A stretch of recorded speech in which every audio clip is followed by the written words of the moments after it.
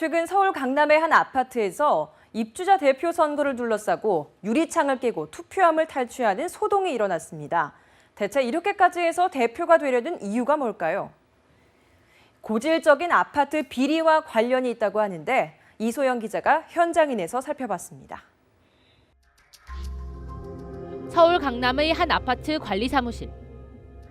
잠긴 문 앞에서 격렬한 몸싸움이 이어지더니 아예 유리창을 깨고 문을 열어젖힙니다.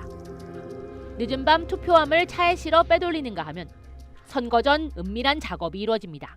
우리 직원들 처우나 이런 데도 관심을 가질 수 있을 것 같기는 해요. 주민들이 물어보시면은 대표를 선생님께 좀 추천해달라고. 이곳에서 대체 무슨 일이 일어난 걸까요? 정치판에서나 발생할 일이지만 평범한 아파트의 입주자 대표회장 선거에서 발생한 일이었습니다.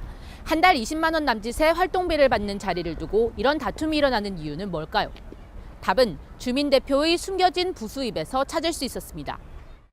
남방열사라는 별칭이 붙은 배우 김부선 씨가 지적했듯 주민 대표가 얻을 수 있는 대표적인 검은 돈은 관리비입니다.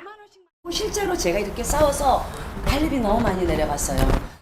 난방비나 청소비 등 관리비를 부풀려 횡령하는 식인데 이번에 합동기관 감사에서 밝혀진 비리의 대부분이 여기에 해당합니다. 그런데 취재 결과 잘 드러나지 않는 입주자 대표의 진짜 수익원은 따로 있었습니다.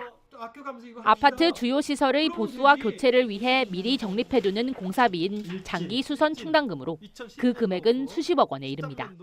공사비를 부풀려도 주민 입장에서는 이 공사비가 부풀려졌는지 합리적인지 알 수가 없다는 거죠. 입주자 대표가 의결만 하면 5억짜리 공사도 10억에 할 수 있고 이런 부분들은 회계감사에서 적발이 안 되기 때문에 서울 금천구의 한 아파트를 찾아가 봤습니다.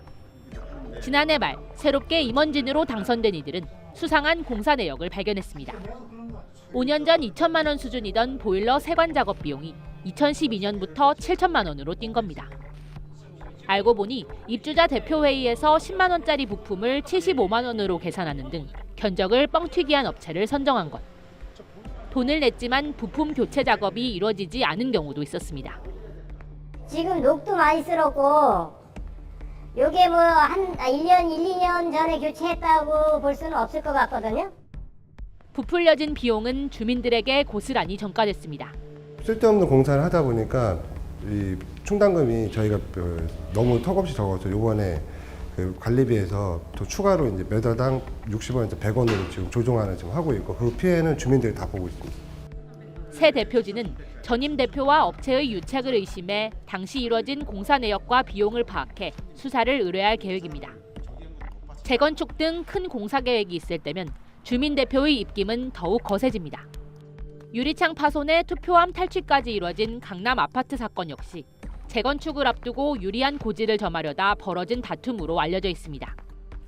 이렇듯 이건이 많다 보니 임기 제한이 생기기 전까지는 직업 동대표까지 있을 정도였습니다.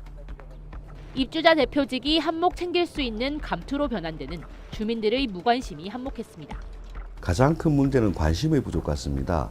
모든 사업들을 행함에 있어 가지고도 적극적으로 참여한다면 그 돈들이 헛되이 쓰이거나 아니면 비리에 연루되거나 이런 것들은 줄어들 걸로 보입니다. 횡령과 리베이트는 엄격한 범죄인 만큼 제대로 관리하지 않은 정부의 책임을 묻는 목소리도 있습니다. 동대표 자격제를 만들어 책임을 명확히 하고 사법권을 가진 공동주택관리청을 신설하자는 의견도 있습니다. 국민의 70%가 거주하는 아파트 공금이 일부 부도덕한 입주자 대표의 쌈짓돈이 되는 상황. 주민자치 영역이라며 손을 놓고 있는 것은 더 이상 답이 될 수 없어 보입니다. 지금까지 현장인이었습니다. 아파트 관리업체를 선정할 때 적용되는 정부의 심사 기준이 너무 허술해서 관리 비리 등을 일으킬 위험이 많은 부실업체를 제대로 걸러내지 못하는 것으로 나타났습니다. 외부 인사들을 관리업체 입찰 과정에 참여하게 해서 평가의 객관성을 담보하는 것도 고려해 봐야 하지 않을까요?